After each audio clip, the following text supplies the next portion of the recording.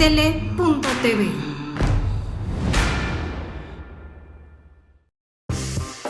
Rompehielos con Ivonne Garza. Muy buenas tardes, Yellovers. Hoy tengo un gran invitado, una persona que tiene una trayectoria impecable y además muy divertida con todas las historias que obviamente le han tocado vivir. Aquí les presento al buen René León, empresario y promotor y con unas historias, y que insisto que creo que hoy vamos a poder romper muy bien el hielo. Muy bien. Bienvenido, René. ¿Qué tal? ¿Cómo ¿Qué tal? está? ¿Cómo está, Ivonne? Mucho gusto. Mucho En gusto, saludar, René. estar con ustedes. No, hombre, pues muchas gracias por estar aquí y pues creo que como lo presentaba y es lo correcto, tiene historia, tiene trayectoria y nos encantaría conocerla. ¿Cómo llegó hasta el día de hoy que ya tiene su propia empresa y además familiar? Pero ese es el final, vamos al principio. ¿Cómo empieza René León en el medio ambiente del entretenimiento, del show business? ¿Cuáles son sus inicios, señor? Pues, bueno, yo inicio desde que tengo uso de razón prácticamente, ¿no? Mi padre tenía unos lugares que se llamaban en aquella época Té Danzantes, restaurante Té Danzante, que estaba en la colonia, bueno, en la colonia Centro, ahí en San Juan de Letrán, se llamaba El Social. Entonces, era un lugar en donde acudían todas las secretarias de la zona, del centro, que es donde se vivía, se trabajaba, después de sus labores, y iban a tomar la copa, a interactuar con sus compañeros, socializar, bailar, había una orquesta para baile, etcétera, y normalmente era de tipo 6 de la tarde a 8 de la noche. A las 8 ya se había acabado todo, y un día decidió que por qué no extender el horario hasta, como en aquella época había en otras partes del mundo, que les llamaban sala de fiestas, cabarets, nightclubs en Estados Unidos, la época de Las Vegas, Nueva York, Los Ángeles, Coconut Grove, Latin Quarter, etcétera, todos estos lugares.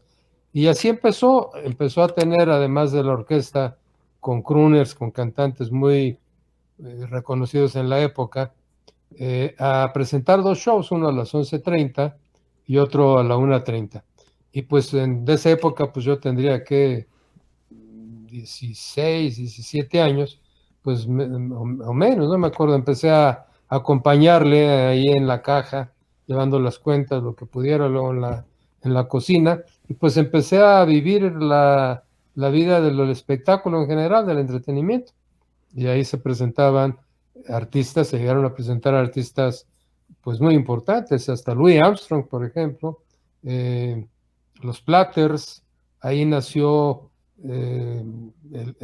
se presentó por primera vez el trío Los Tres Caballeros, cuando aquella época se acostumbraba a actuar por las tardes en un teatro, el Teatro Blanquita, y de ahí venían a hacer los shows, y ahí fue el boom gigantesco de Los Tres Caballeros. Y con esos artistas empecé a relacionarme, ¿no? Definitivamente.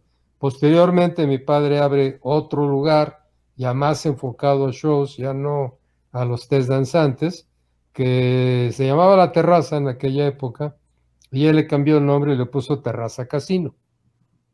Esto fue ya en el año 60. Yo empezaba en la universidad del año 60 casualmente, pero me invitó a ser el encargado del lugar. Iba a la escuela, a la universidad en las mañanas, salía en las tardes, perdón, tipo 3, el turno vespertino, y saliendo me iba al Terraza Casino a trabajar. Ahí también se presentaban 2 shows por noche, y eso duró del año 60 al 65. ¿Qué carrera Entonces, estudió usted? en la Universidad Nacional Autónoma de México, en la UNAM. ¿Pero qué estudió? Administración de empresas. Ah, perfecto. Muy, muy adecuado. Administración de empresas, sí. ¿Qué sería? Habría sido la cuarta, quinta generación, yo creo, de la carrera. Era Órale. muy nuevo.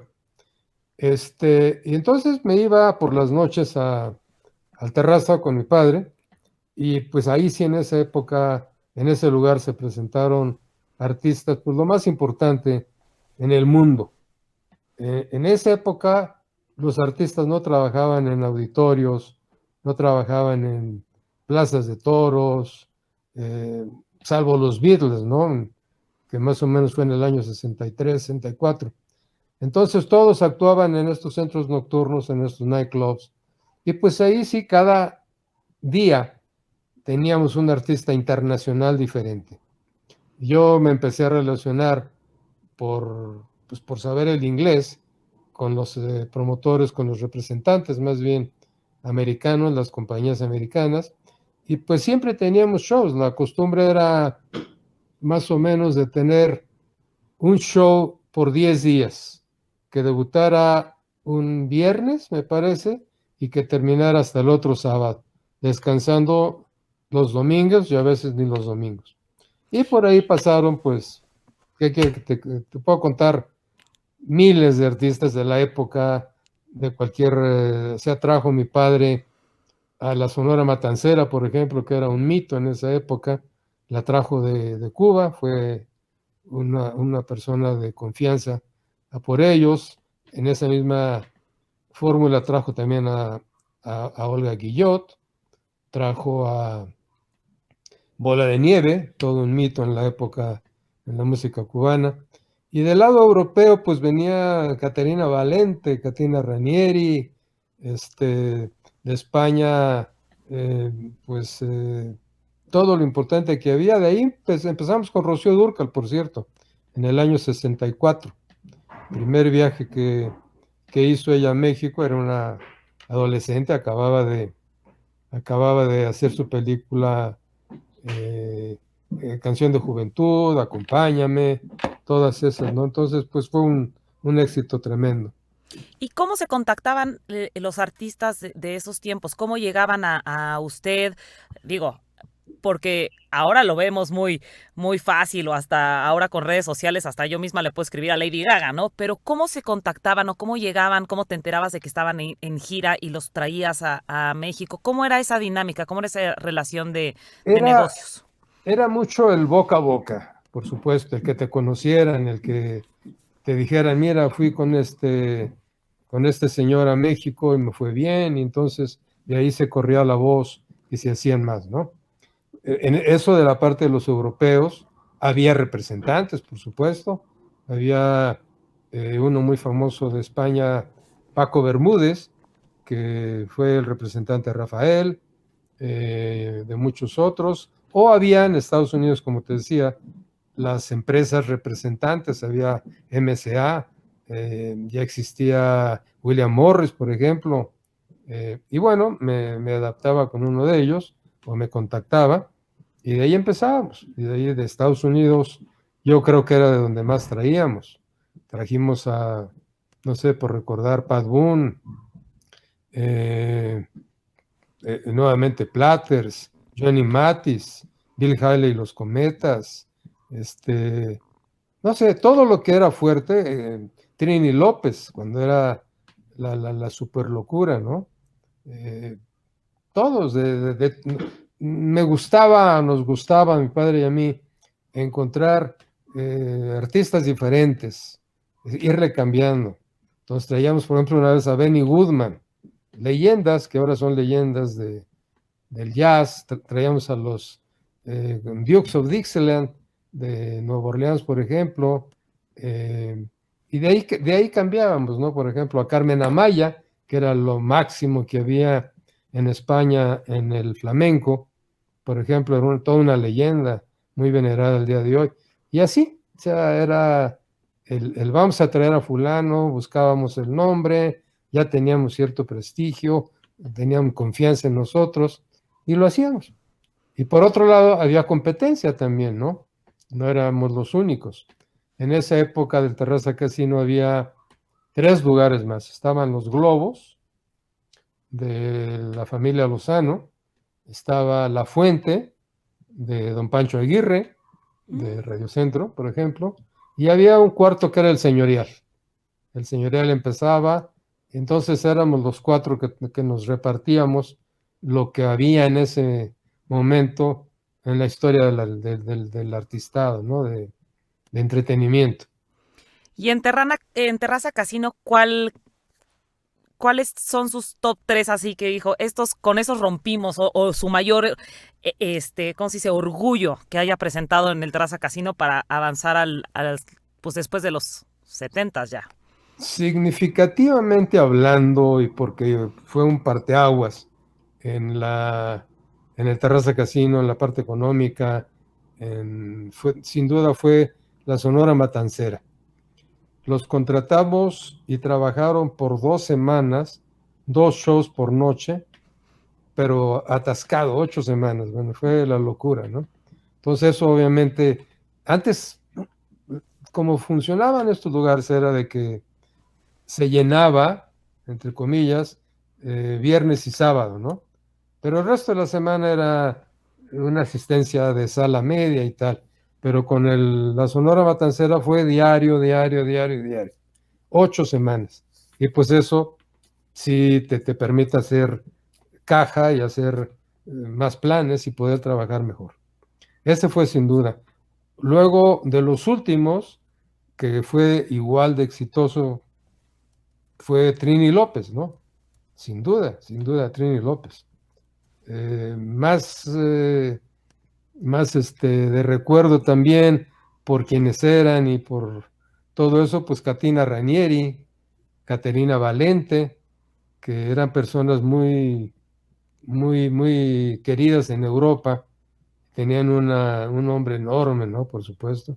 Y ya del lado más rockero, que era mi onda en esa época, pues desde luego traer a Bill Haley y los Cometas fue un mito, me acuerdo. Hay una anécdota que me gusta contarla a veces, que le dije a mi padre, oye, vamos a contratar a Bill Haley y los Cometas, ¿no? O sea, el iniciador del rock, Rock Around the Clock, en fin, una serie de cosas. Y Bill Haley tenía el miedo de volar, entonces decidió venir, pero por tren. Y fuimos a la estación de Buenavista a recibirlo y había puro chamaquito, puro joven, puro rebelde, como se les decía o nos decían en esa época.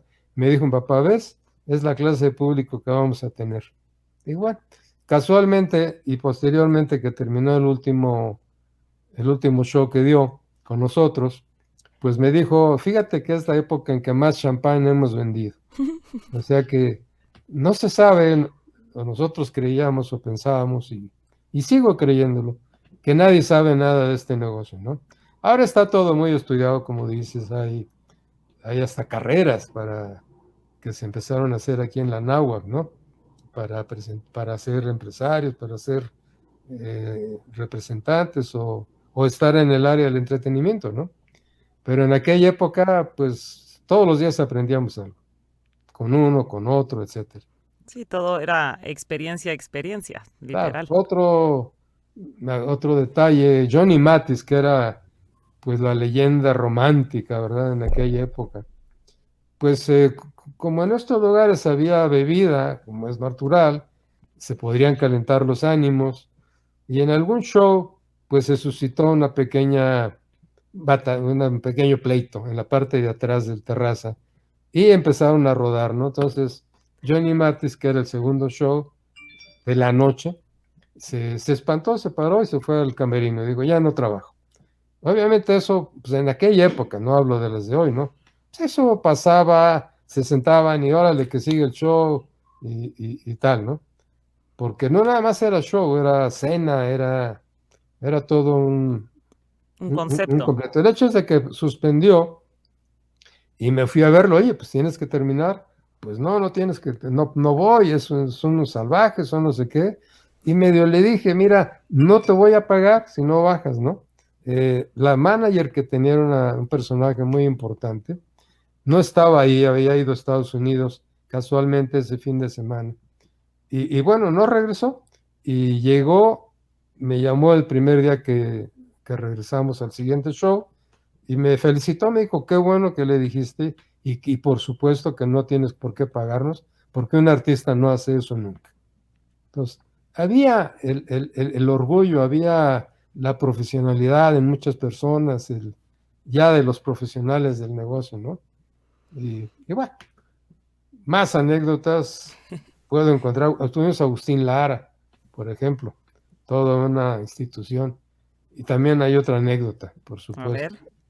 supuesto. Resulta que lo contrató mi padre estando yo de viaje y llego, voy al show, canta, se presenta y al terminar el show siempre bajaban a alguna mesa en la que nos sentábamos y ahí platicábamos. Y le dijo, maestro, quiero presentarte a mi hijo, él es el gerente del lugar y con él te vas a entender. Se volteó Agustín y me quedó viendo y me dejó con la mano extendida y le dijo, mi padre, yo no creo en la juventud, pero si tú me lo dices, ok, voy a trabajar con él. Terminado su temporada y no habían ido muy bien las cosas, no le renovamos el contrato.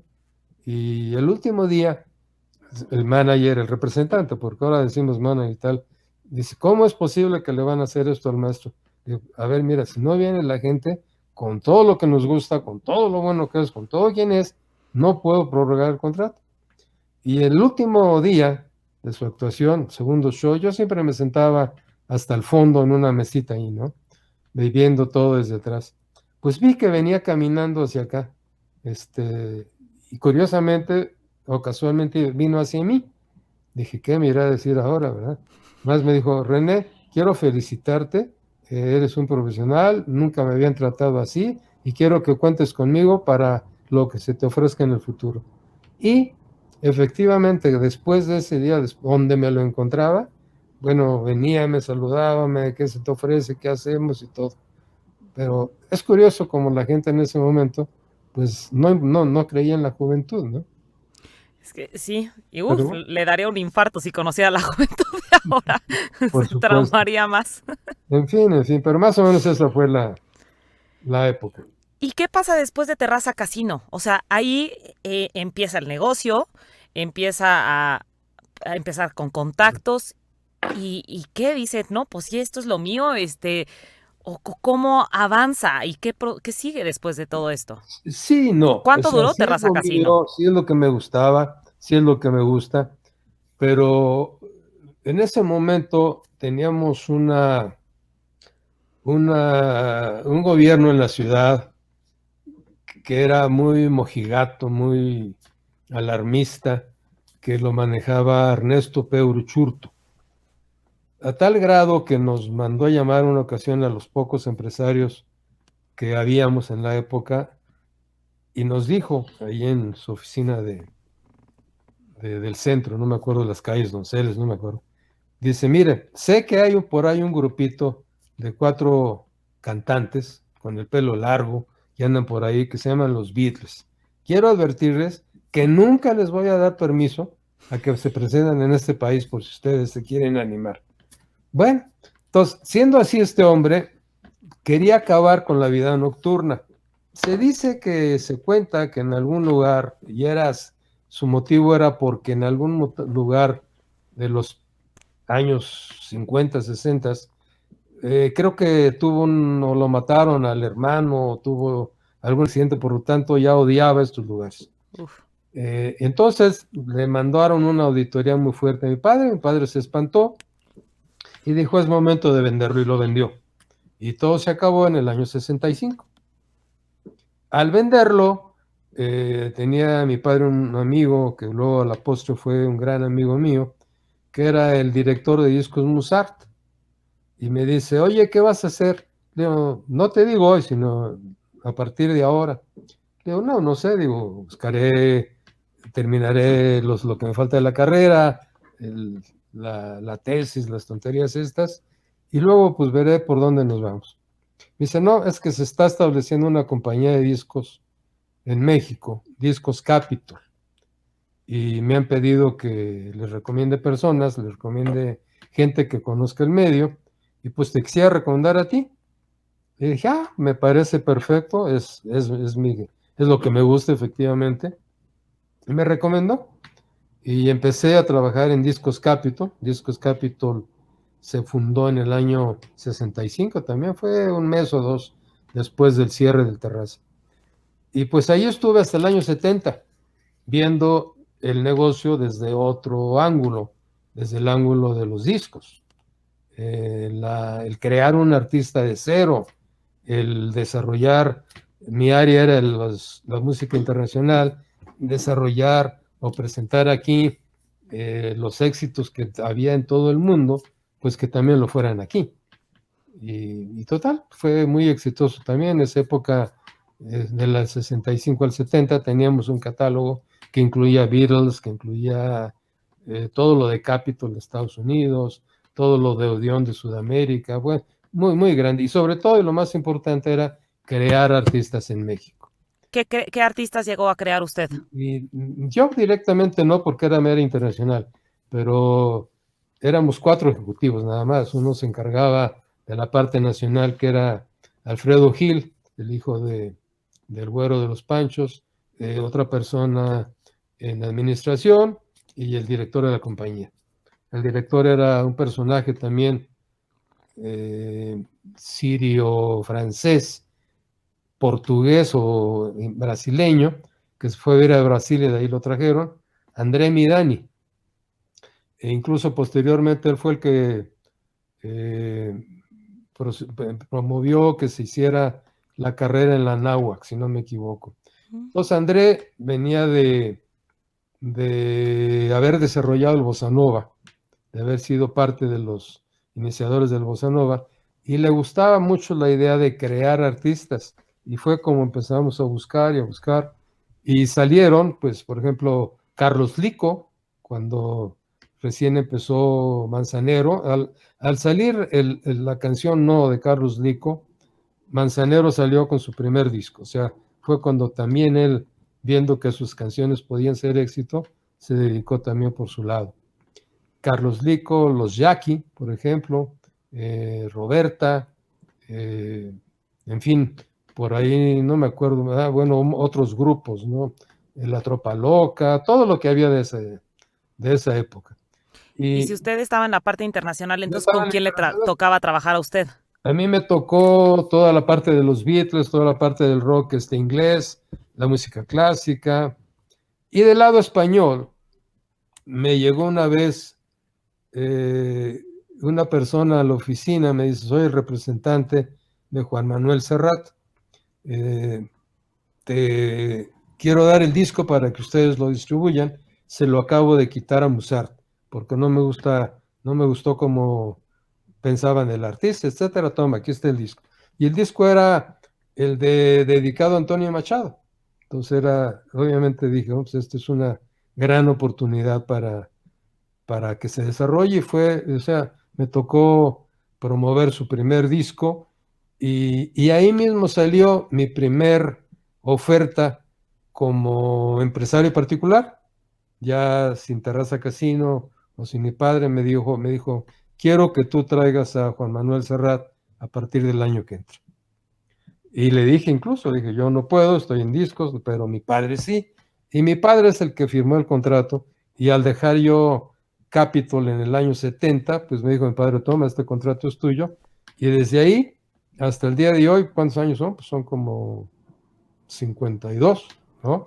50 que traemos a Juan Manuel Serrat. Entonces, en eso se ha basado principalmente nuestra relación, en la relación humana, en la atención directa, más que en grandes compañías, más que en grandes cosas, los detalles. Y en ese momento, año 69, lo ayudé como compañía a presentar su primer concierto en México, y lo hizo en Bellas Artes. Sin ganar dinero, puso un grupo de 6 músicos de música clásica, y presentó, además de su grupo, ¿no? Como base, y fue el primer concierto de aquí de Juan Manuel en México. Yo, sin quererlo, fui también parte de ese concierto, o sea que prácticamente he hecho todos los que él ha estado acá, ¿no? Lo mismo en Capitol me pasó con Rafael. Rafael era un cantante que grababa con Odeón, si no me equivoco, no, Hispavox, y también por algún motivo se peleó, y como teníamos los antecedentes del Terraza Casino, quien era su representante, pues lo cambió de compañía y lo puso en Capitol. Y me tocó pues guiarle, manejarle, promoverle los 2, 3 discos. Uno de ellos, el de El Golfo, la película que firmó aquí. Y por supuesto, una vez que dejé Capitol, digo por supuesto por decir algo, pero al dejarlo casualmente me busca el representante y me dice, quiero que tú lo representes en México. De hecho, es el único al que he representado. Por los demás, todos han sido empresas, no representación, sino promotor, empresario directamente. O sea que para salir yo de Capitol, que salgo en el 70, pues empiezo con 2 artistas de gran nombre a la larga, Serrat y Rafael. Pero antes de que se me vaya, señor, porque ya se me está adelantando. Cuando estaba usted en Discos Capitol, era también la época, como ya había dicho un poco también, donde no existían, bueno, estaban prohibidos los conciertos, como que eran muy así, pero aún así usted logró tener o realizar ciertos conciertos. ¿Qué me puede platicar de esto? No, en Capitol no. En Capitol, ¿Fue repito, después? todavía no existían los conciertos. Todo era shows, todo era tal. Entonces, ¿cuándo Don- empiezan los conciertos? Se podría decir como concierto, porque exacto, antes eran shows, no era el Eran shows, concierto. eran shows. Y los lugares eran, ya te digo, eran de 500 personas, 700, 800 en el patio. Ahí fue donde se presentó Rafael por primera vez en el año 67. Con mi padre lo presentó, no yo. O sea, mi padre era el empresario, yo era el que estaba en discos y coincidimos simplemente, ¿no? Y también por eso ahí conocí yo a Rafael, cuando ya le manejé los discos que quedaban de ese contrato y hasta el año 70, es por lo que al salir me busca para que yo lo represente también aquí.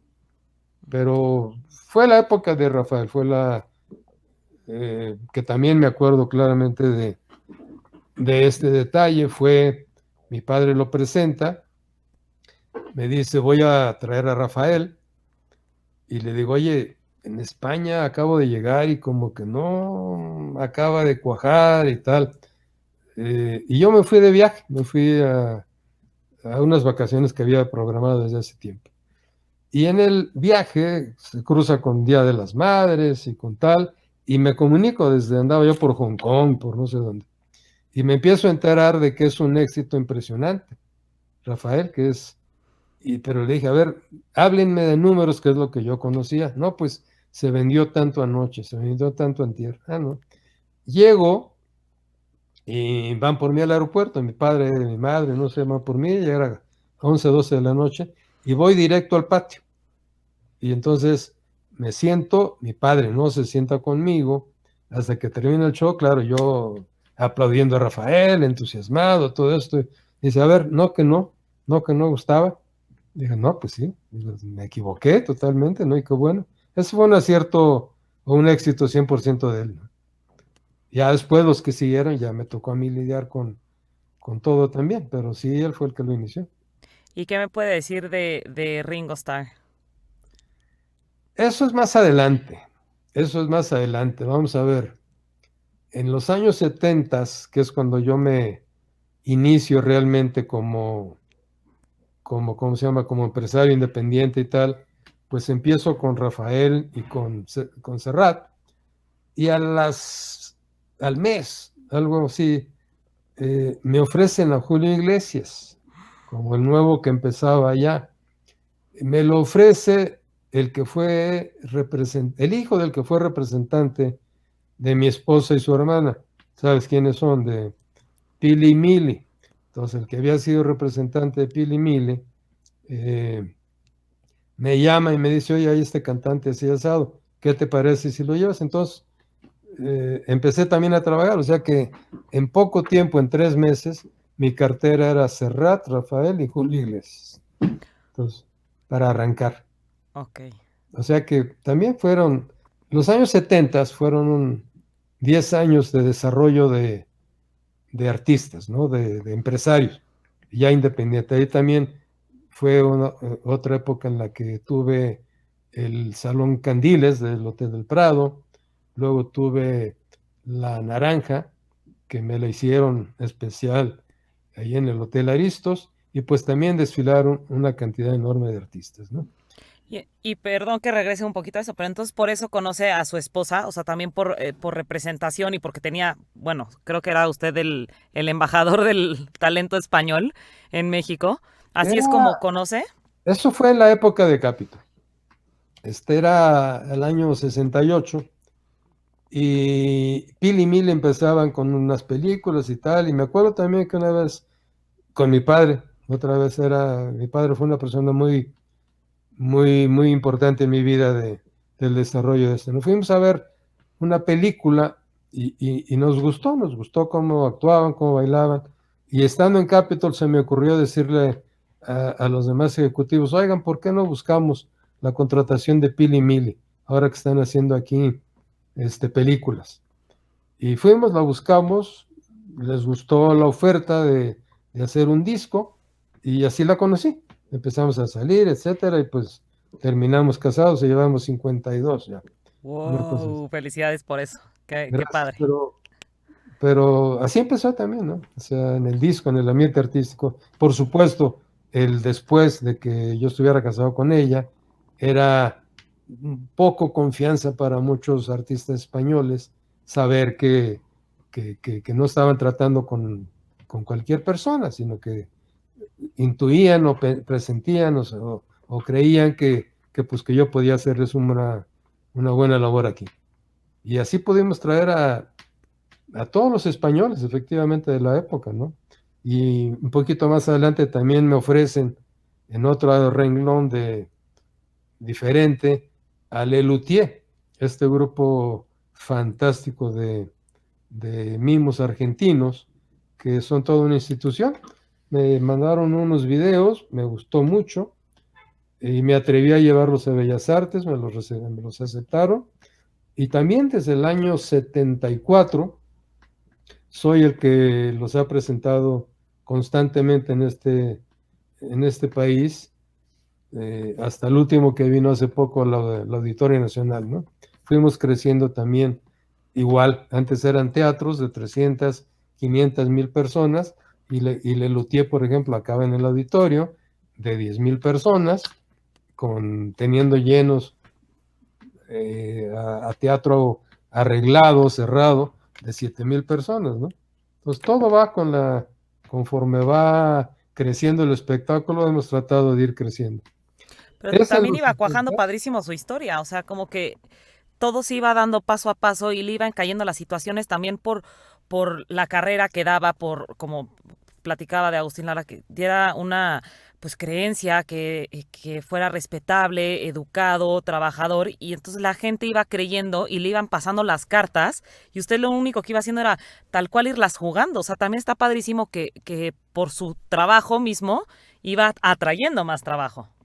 Eso fue lo que pasó, efectivamente. Eso fue, no lo digo con pretensión ni con nada, pero el 90% de los espectáculos que he presentado me los han ofrecido, me los han traído, no los he buscado. Algo que comentabas que ahora es muy fácil ponerle un tweet o un WhatsApp a Lady Gaga, lo que sea, no. A mí tengo esa suerte de que todos me han buscado. Y es a los que yo he buscado son con los que no me ha ido tan bien, pero los que me han buscado, todos han funcionado. Wow, eso está. Hablando de los 70s, es cuando se cruza lo de Ringo, ¿no? Que viene Ringo estar a inaugurar el edificio que era, o que sigue siendo, no lo sé, de Capitol Records. Y el director que estaba en ese momento en Capitol sabía de mi paso por Capitol y teníamos muy buena relación y prefirió invitarme a mí como para que me ocupara de las relaciones de Ringo mientras estuvo en México, que fueron 2, 3 días, y fue por eso que me tocó conocerlo. Obviamente congeniamos a la primera, de ahí del cóctel nos fuimos a no, un show, un lugar de shows que había, que se presentaban no me acuerdo qué grupo, las Discotheques and the Sexolets, ya me acordé. a verlos, y de ahí acabamos en el Tenampa, como casi todos los extranjeros que les gusta, y cantando con los mariachis y todo esto, y le regalamos un bajo, ¿cómo se llama? Guitarra baja, que por cierto en el siguiente disco lo usa y hace alusión a o sea, a esa noche y a ese regalo. Wow. O sea que, pues, bueno, ese es el detalle de eso. Pero en Ah, los 70s también pasa otra cosa importante para mí, ujú. hablando de conciertos. No se permitían en esa época, no había forma de traer a nadie. Y en el año 75 también viene un representante, Henry Miller, homónimo del escritor, que me dice, oye, ¿quiere Chicago ir a trabajar a México? ¿Te animas? Le digo, pues hay un auditorio, caben 15,000 personas, sí, vamos a hacer, pero el gobierno no quería, el gobierno no, pero en algún descuido me dan los permisos, me dan todo y consigo anunciar 3 días de Chicago en el Auditorio Nacional, cuando era un supergrupo en ese momento, ¿no? Era de lo más gustado, lo más querido, lo más impresionante. Y de hecho, entre nosotros, entre la gente de Chicago, el representante y nosotros, yo les decía que tenía mi boleto de avión para irme el día siguiente porque estaba seguro que el gobierno me iba a buscar por presentar estos conciertos. La sorpresa fue que pusimos a la venta los 3 conciertos, o sea, la disquera que era CBS Sony hoy, hizo una publicidad de folletos y de colgantes y de todo, pues que no se alcanzó a distribuir porque los boletos se vendieron en 3 horas o en un día, no sé qué. Es decir, 45,000 boletos, todos en taquilla. En esa época no había Ticketmasters ni la que lo Ni precedió, no internet sé. ni nada. Todo. 15,000 personas en 3 días, 3 conciertos, y ahí despertó el gobierno. Ahí fue. Yo tenía contratado ya a James Brown para un mes después, y ahí ya los canceló y los volvió a prohibir. Pero eso fue mi frustración, porque efectivamente yo venía viniendo de teatros pequeños, de centros nocturnos, de cabarets, de nightclubs, ahora auditorio, pues a seguirle en esto.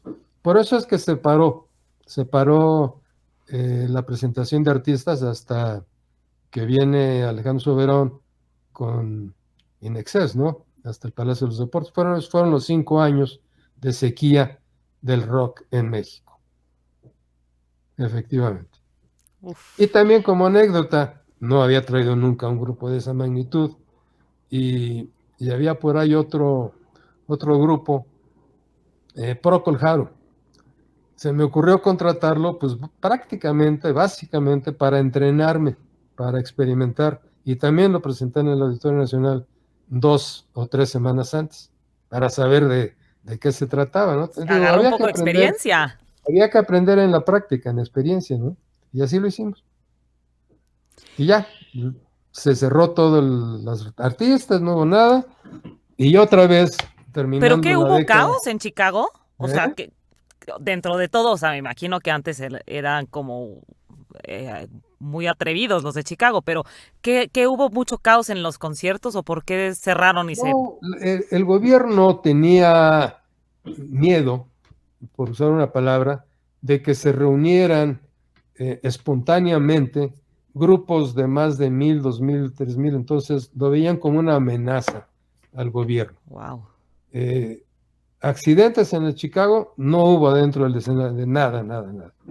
Pero el gobierno sí promovió que afuera, en las inmediaciones, en lo que es Paseo de la Reforma, hubiera disturbios.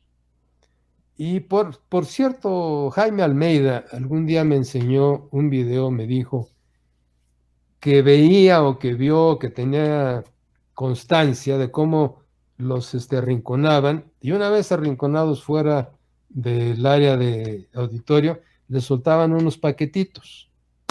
¿Qué quiere decir? ¿Qué fue? ¿Qué no fue? Pues fue mi incógnita. El hecho es de que a partir de ahí se prohibieron los conciertos en México. Con relación a este evento de Chicago, ¿ya había pasado o fue después a Vándaro? Avándaro fue antes. Fue Avándaro antes. fue... O sea, ya venían Sí, ciscadones los del gobierno. sí, ya, de ahí venía todo. Desde el año 68, si no me equivoco, fue Avándaro. Ok, Sí, claro. sí, sí, Sí, de ahí venía 68. todo. No, pero era otro tipo de gobierno, era diferente en aquella época. Era, pues siempre se dijo, ¿no? La dictadura perfecta, la que ejercía el PRI, ¿no? Y pues mucho había de eso, pero bueno, se podía vivir, trabajar, siguiendo las reglas de ellos. Y luego llega lo de Alejandro Soberón, como rompe toda esa barrera, consigue involucrar a gente del gobierno mismo, del gobierno del Distrito Federal, hace una gran estrategia, le salió estupendamente bien, y ya es cuando ya regresa el rock a México. Pero ya un poco frustrado, ya decepcionado de no poder seguir con los conciertos, se vuelve a crear otra compañía en México de discos y vuelvo a regresar al disco, a mi segunda etapa. Y me invitan a formar discos Warner, WEA, en aquella época, ¿no? Entonces en el año 80, pues me voy a WEA a trabajar y esta vez ya como director general, pero a la vez como eh, accionista en una cuarta parte de la compañía, porque en aquellas épocas no podían tener las empresas transnacionales el 100% del capital extranjero. Claro. Entonces, encontraron la fórmula después de 4 años de hacer una triangulación en la cual resultaba que ellos eran dueños del 75 a base de otras empresas y tal, y a mí me tocaba el 26, no me equivoco, 74-26. Entonces ya con ese incentivo, teniendo parte de dueño, por decirlo así, más la dirección general, pues empecé la época, mi segunda época disquera, que fueron 10, 11 años, esta vez con WEA. Paralelamente seguí un poco con los conciertos, nada más me quedé con los de casa, digamos, con Serrat, con Paco de Lucía, con Lelutier, con María Dolores Pradera. Tuve que dejar a Miguel Bosé, que ya lo traía porque Miguel Bosé era de mi elenco artístico, de Discos WEA. Y así pasaron otros 11 años, que es cuando empezó a desarrollarse a finales de esos 11 años lo de Ocesa, ¿no? Sí, en fin, por ahí andamos. Órale. Pero a ver, entonces, después de esta etapa de empezar con Serrat, Rafael y todo, le siguen cayendo más artistas. Luego Sí. entra la parte de WEA, que entonces, ¿en qué año fue esto más o menos? WEA De fue del Warner. 80 al 91. 80 al 91, de todos modos sigue con esta pequeña, digamos, Es, empresa, sigue con los de casa. sí. ¿Y qué pasa después de WEA? Después de WEA digo, bueno, ya mejor me retiro, me tomé un año sabático. En ese año que fue el 91, únicamente presenté a Paco de Lucía, y en el 92 ya empecé más en serio. Más en volver a retomar el elenco que tenía, se empezaban a abrir nuevos lugares, o sea, esa época empezó a estar de moda, con fuerza el Teatro de la Ciudad, y ahí rápidamente empecé a llevar a todos los artistas que me llegaban, empezamos a distribuirnos, y luego mis hijos empezaron a trabajar conmigo, pero ya en este siglo, en 2000 pico, no recuerdo exactamente desde cuándo, que es No como estamos soy actualmente. mucho de entrarle al chisme, pero si no mal recuerdo, usted tiene ahí una situación muy simpática. ¿De qué tipo? Usted estuvo con Luis Miguel y no solo eso, acabó saliendo en la serie de Luis Miguel. Ah, bueno, ¿Qué nos puede platicar de eso? ¿Eso fue cuando estaba en Warner? sí, fue en la época de Warner. Siendo dueño, entre comillas, de una parte, la relación que tenían con nuestra compañía, la compañía no era la misma que tenían con otras compañías de España, de Sudamérica, de Argentina. Es decir, la regalía intercompañías que les cobraban a ellos era muy poca, y como no eran dueños 100%, no soldaban el dinero para desarrollar artistas nuevos. En eso llegaron los mundiales del año 86 y el que era presidente en esa época de WEA, Nesu Ertegun, era uno de los dueños o de los que fundó el equipo de fútbol Cosmos. Entonces, para él, el fútbol era pues su vida. Y se vino aquí a ver el mundial, se vino con un par de semanas. Me dijo, ¿qué vas a hacer, René, las próximas 2 semanas? Pues trabajar normalmente y todo. Dice, no, hombre, déjalo, vamos a ver el fútbol. Y nos íbamos a ver los partidos, arreglaba irnos en aviones privados a ver un partido aquí, el siguiente en Guadalajara, ya nos regresábamos aquí, en fin, cosas de ese tipo. Y me dijo, Necio, hombre, aprovechando, quiero conocer a toda tu gente, a tus ejecutivos, a tus artistas. Y fue cuando le dije, oye, si veo que sueltas tanto dinero para otros artistas en el mundo, ¿por qué no me das no lo que sueltas allá? Danos 1 millón, un par de millones de dólares para desarrollar a alguien importante aquí. Y le dije, hay un cantante joven que está entre compañías, está cambiando de voz, no sabe si se va a quedar con quién, con Emi o no, en fin. Y le dije, bueno, el que era esposo de Rocío Banquels, Jorge Berlanga, era muy amigo del papá de Luis Miguel, de Luisito Rey. Luisito. Y entonces un día me dijo, oye, si te organizo una fiesta, una comida, un cóctel en casa de las Pandoras, donde vayan las Pandoras, donde vaya Rocío, donde vaya Luis Miguel, ¿te interesaría? Y logré animar al presidente mundial de WEA a que me acompañara y conociera a Luis Miguel. Y así empezó la relación y a los, no sé, 3, 4, 5 meses logramos que se contratara a Luis Miguel a nivel mundial para WEA.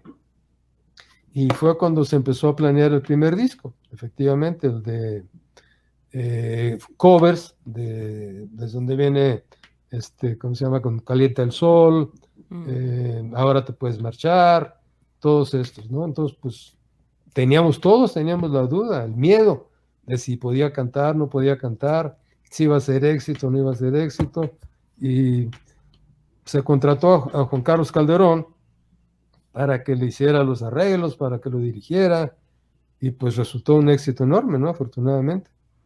Ya de ahí se empezó a planear, me tocó hacerle a mí como 3 discos, y sí son todos los que habla la serie, ¿no?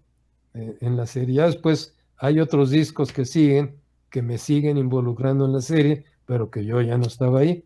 O sea que yo tuve que ver en los 3 primeros discos. Okay. Nada más. Y sí, había mucha amistad con Luis Miguel, mucho cariño, mucha confianza, etcétera. ¿Le gustó cómo lo representaron en la serie? Mira, lo que estoy tomando es una Coca-Cola de dieta y ahí me ponen siempre con un whisky, ¿no? Ahí, bigote, fumando, no, nada de eso era yo. Pero por lo demás, la verdad, no se metieron conmigo, no tengo por qué reclamar, al contrario. Yo creo que me respetaron al personaje como lo que realmente fue. Le agregaron cosas como es novela, como es ficción, como es de que discos, repito, que yo ya no hice, que me los achacan que yo lo hice, etcétera. Pero bueno, es lo de menos. Y lo que vemos lo que vimos en la serie, ¿sí es más o menos la realidad de cómo era Luisito Rey y Luis Miguel o cómo sigue siendo Luis Miguel? ¿O también hay mucho a sus ojos, O sea, no... No, a ver, para empezar, el que está detrás de la serie es el propio Luis Miguel. Entonces, no pudo haber salido nada que él no hubiera querido. Lo que se dice, como se representa en la serie, es muy cercano a la realidad, no hay duda, en ese aspecto. Hablo del trabajo, hablo de la relación Luis Miguel, Luisito Rey, todo eso sí es bastante cercano, sí fue así. Luis Miguel, desde que yo lo conocí, que fue una vez Siempre en Domingo, a lo lejos, tenía que 11, 12 años, ya era un éxito, era un ídolo. Y desde entonces siempre lo tenían en una burbuja. él siempre ha vivido en una burbuja que le han creado, por lo tanto no ha tenido mucha relación más que con los pocos amigos que obviamente en la serie salen y todos, que sí Ujú. son sus amigos, indudablemente. Pero siempre el grupo era él, una persona que le decían el doc, del doctor el doc, él, Luisito papá, y ya. Y una vez que Luis se quitó en medio, puso a Rosy Esquivel de representante, pero en el fondo Luisito Rey era el que estaba checando de eso. Y no a Rosy, sino al marido. Era Armando Serna, que era periodista del Heraldo en la época, que por cierto murió en una de las giras en una cueva de vampiros, ¿cómo se llaman? De murciélagos, de vampiros, ¿no? Murciélagos, Metiéndole el toque de la novela. aprovechando la novela. Y, Sí, pero y sí hablando era muy de, parecido, ¿no? La hablando de segunda parte artistas no sé justo qué como va a con, ser, qué no va a ser. Me han dicho que sigo yo como personaje, pero ya no puede ser porque yo ya no estaba en la compañía, ¿no? O sea que bueno, a ver qué tuvo pasa. éxito su personaje y lo quieren. No, más fácil que siga uno y no buscar otro, ¿no? También. Puede ser. Sí, para no hacer tantas bolas entre sus ¿Eh? tantos cambios puede ser. Y Sí, hablando no. de justo como artistas controversiales y todo dentro de su carrera, ¿cuáles han sido los artistas que más le ha puesto reto o que le ha costado colocarlos o como personas que pues, son artistas y no es que se hable mal, simplemente son artistas y son complicados? ¿Quiénes han sido sus retos? Bueno, yo creo que cada uno ha tenido su parte, su trayectoria. Por ejemplo, Camilo Sesto lo traje 4 veces. Las primeras 3 veces, pues no prendía y se perdía dinero, se perdía dinero. Hasta la cuarta, pues recuperé todo lo que había perdido en las primeras 3 y ya fue un super éxito. Pero a partir de ahí, pues dijo, ya me están ofreciendo más porque surgían ya nuevos empresarios, ya empezaba la competencia y por $10,000, creo, alguien lo contrató, ya no lo traje, ya no pude traer. Ese es de ese tipo de retos. Otros, pues por ejemplo, Julio Iglesias también, ¿no? Que desde que lo traje, como coincidía con los artistas que te mencioné, Serrat y Rafael, siempre bromeábamos, ¿no? A ver, ¿quién es el mejor artista de España? Le digo, pues Rafael. No, pero luego, bueno, pues Serrat. No, pero el mejor, ya sabes, el que mejor va a ser, voy a ser yo. A la larga vas a ver que yo soy efectivamente Julito. Y nos divertíamos, pero es parte de la convivencia que dudo mucho que haya hoy en día en las compañías grandes, porque pues nomás van, trabajan y se van y se acabó. No, antes había más relación personal, podías meter más tus ideas, tus proyectos, aunque eso siempre es respetado, ¿no? Lo que hace el artista en escena, ni una coma le digo que agregue, quite, porque eso lo respeto mucho, ¿no? Eso es su territorio y como él también entiende que el mío es otro, ¿no? Pero bueno, ¿qué más retos de ese O al- tipo?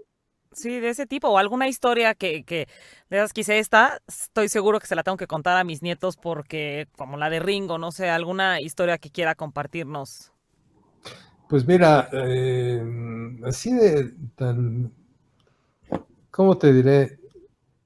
Una, involucra al mismo Julio Iglesias. Julio Iglesias también al tercer, cuarto viaje, pues vuelve a surgir el mismo personaje que me quitó a Camilo, pues también me quita a, a Julio. Y digo yo, ¿qué hago ahora? Entonces también me ofrecen en esa época a Sandro de América, Roberto, Roberto Sánchez, ¿no? Lo conociste, Sandro, que fue muy famoso. Entonces, en la época lo único donde se podía presentar era en Siempre en Domingo. Y Raúl, oye, pues tengo a Sandro y al mismo tiempo estaba Julio Iglesias. Y quedamos en que Sandro iba a cerrar y Julio Iglesias como que no le gustaba. Finalmente consiguió Julio él cerrar, todo era en vivo y dije, ok, perfecto. Paso por Sandro a las 7 8 de la noche, televisión en vivo, esa época. Y me encuentro con que Sandro estaba dormido todavía. Y le hablo a Raúl, le invento, mira, fíjate que pasó esto y qué tal.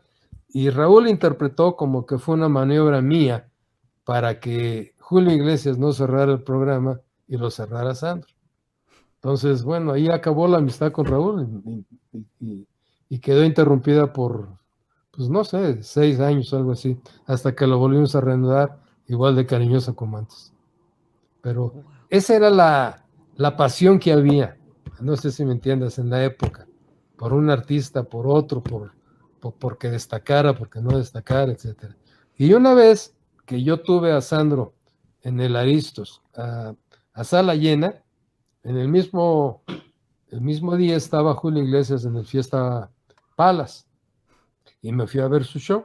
Le dije, vengo a verte para tomar una copa porque ahora sí ya tú estás lleno y yo también con Sandro tengo lleno el lugar. O sea que olvidaros. Detalles, repito, nada grave, nada. No, sí, exacto. Y está increíble porque entonces de su papá pasa a usted, su papá y usted trabajaron juntos y ahora, como decía antes, ya también está usted con sus hijos. Sí, afortunadamente René empezó a trabajar por ahí en otros lados, lo llamaron de Azteca, y luego le llamaron ¿cómo se llama? De la Arena Monterrey, y le llamaron de otros lados. Entonces, una vez, y Toño empezaba a hacer sus pininos, presentaba el Café Tacuba allá en donde estudiaba él, el Colegio Vista Hermosa, hacía sus inicios de conciertos también. Entonces, sentí un día, le dije, a ver, miren, de ofertas para trabajar, pues hay muchas si les gusta esto, pero ya tenemos esta, ¿por qué no nos dedicamos y trabajamos los tres? A mí me vino como anillo al dedo porque yo empezaba a tener problemas con los artistas porque cada vez el empresario ya no era el de antes, ¿no? Que desarrollaba ideas, hacía cosas, sino que era el que tenía que ponerles los focos que querían, el sonido que querían, las bocinas que querían, y eran a veces exagerados o no, pero pues repito, era su requerimiento y había que cumplirlo. Y a mí me estaba poniendo de muy mal humor y que las luces fulanas, sutanas, las barilais, las no barilais. Y en eso Toño, el menor de los dos, veo que le empieza a gustar y que se empieza a hablar de tú por tú con los técnicos, estos estrellitas que traían todos ellos y que se llevan bien y que cambia la relación. Dije, hombre, maravilloso. Entonces, se vino a complementar porque René le gustaba más la relación pública, la publicidad, la promoción, la difusión. Entonces, los dos se encajaron, pero perfectamente bien, ¿no? Entonces, creo que tenemos ahora una compañía muy bien consolidada y muy bien compaginada, sobre todo, ¿no? Ellos dos, aparte, se llevan excelentemente bien, no tienen problemas como hermanos, como nada. Entonces, pues, ¿qué quieres que te diga? Estoy viviendo una época muy satisfactoria, ¿no?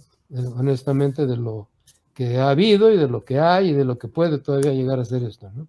Está padrísimo. Y ahora, ¿cómo lo viven con esto de la pandemia y a qué sigue? ¿Cuáles son los planes o los proyectos que se tienen en el medio del espectáculo? Mal, mira, tú sabes muy bien que lo más castigado con esta pandemia, o de los campos más castigados, ha sido el espectáculo, porque sé que ha habido intentos, o no intentos, sino que ha habido conciertos a nivel streaming, o ha habido conciertos en autocinemas, cosas por el estilo, pero no es el concierto en sí, ¿no? Ya Rafael en España hizo una muestra de lo que se puede hacer o de lo que está permitido hoy. En el Wisic Center, una arena de 15,000 personas, le permitieron meter 3, 4,000 personas, ¿no? Dejando espacios entre unos, entre otros, pero obviamente el único que lo puede hacer es él o alguien que el dinero no tenga que ver con los resultados de la taquilla. Porque, me explico, Rafael siempre fue así. El éxito de Rafael es que él siempre ha invertido todo su dinero en sus conciertos. Desde que lo conozco, desde el año 70, 71, ¿no? Entonces, imagínate si ahora en el Auditorio Nacional cualquier otro artista puede presentarse, si ahí caben 10,000, estaríamos hablando de un aforo de 2, 3,000. ¿con qué taquilla le puedes pagar al artista que tú nombres? No quiero nombrar a ninguno. Ujú. Imposible.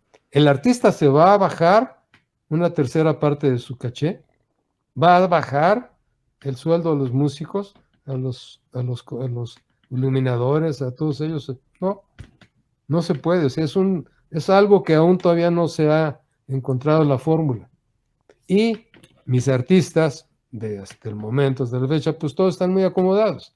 No necesitan venir a trabajar, todos han hecho su vida, todos son contemporáneos de edad y de todo, pues como que mejor se esperan hasta que se pueda volver. Nosotros nos quedamos colgados con un concierto de José Luis Perales. De hecho, lo pospusimos faltando 5 días para realizarse, con una taquilla ya de 7,000, 8,000 personas, no me acuerdo cuántas. Y siguen los boletos ahí, la gente es muy especial, no recoge, ahí lo deja, ahí lo va guardando. Ahorita lo tenemos programado para noviembre de este año, o sea, 2 años, casi 2 años después del primer concierto. Y la verdad, te puedo decir que es el primer concierto que tenemos programado. Una vez que vuelva a la normalidad, pues tenemos esperanzas en nuevos artistas. Desde luego Leiva es uno de los que más esperanzas nos da, de los cuales tenemos en el futuro, ¿no? La asociación que está teniendo con Sabina, con Joaquín es muy importante, y de ahí surgirán nuevos, ¿no? O sea, artistas yo creo que siempre va a haber. Lo que, lo que siempre van a buscar, creo que es lo que nosotros tenemos. Relación humana, atención humana, seriedad. Yo creo que siempre habrá alguien. Y a ver qué trae el día que se pueda trabajar. Ya todos deseamos poder salir a trabajar porque ya llevamos casi un año sin recibir un centavo, ¿verdad? Tampoco Literal. puede ser.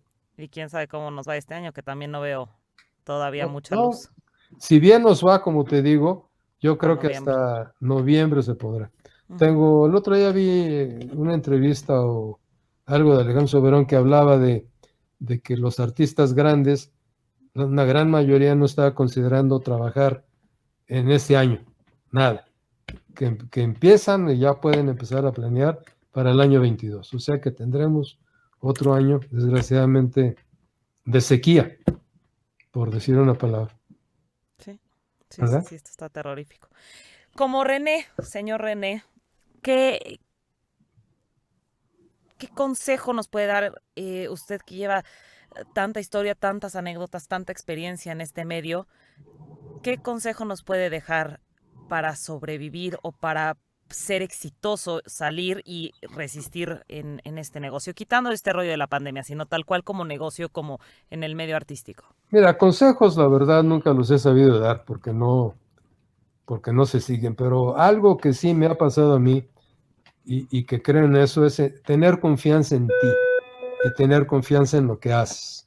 Si tú contratas a este artista, es porque tienes confianza y síguelo hasta que realmente sea lo que tú esperabas. Pero ten confianza, cree en él, cree en ti. Primero cree en ti, después cree en lo que tú haces. Es lo único que a mí me ha funcionado, la verdad. Me gusta. Pero bueno, no doy consejo, ¿no? Pero es un buen aprendizaje, es algo que, exacto, le funcionó. Y bueno, lo que habíamos dicho anteriormente, creo que al ser una persona decente, trabajadora, luchona, que mantiene la confianza en el artista, pues es lo que decíamos, ¿no? Que le llegaban y le llegaban pues propuestas porque su mismo trabajo hablaba, y creo que eso también lo ha traído a este éxito. Creo que además me parece padrísimo que haya sido un tema como familiar que sigue. Y Entonces, sí, exactamente. yo creo que pues la verdad sí es algo que admiro, que me gusta, que me llamaba mucho la atención. Conocía su historia, lo conocía a usted y dije, tengo que entrevistarlo porque además, digo, y podría yo quedarme aquí feliz una hora más o mucho tiempo más porque las historias que ha de tener y el conocimiento que tiene usted es inigualable. Pero pues bueno, creo que con un pedacito, una horita, y se lo agradezco por abrirme el micrófono, como dicen ahora, fue maravilloso y gracias por compartir todo esto con nosotros. Al contrario, Ivonne, muchas gracias a ti. Repito, saludos a tu padre, Muchísimas por gracias, favor. claro que sí. Ándale, pues. Segurísimo. Pues gracias por estar con nosotros Hasta la y a ver próxima. si se vuelve a animar y me da otra horita porque ya vi que tiene bastante material que compartir. Ya lo Se vio vemos con mucho reservado. gusto. Gracias, Gracias, señora. Hasta luego. Adiós. Buen día. Hasta luego, buen día.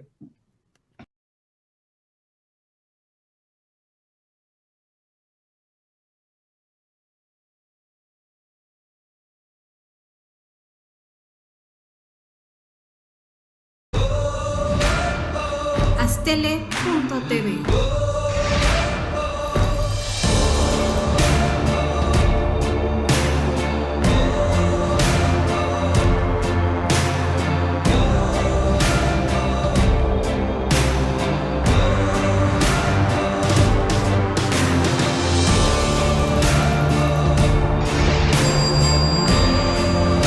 Astele.tv.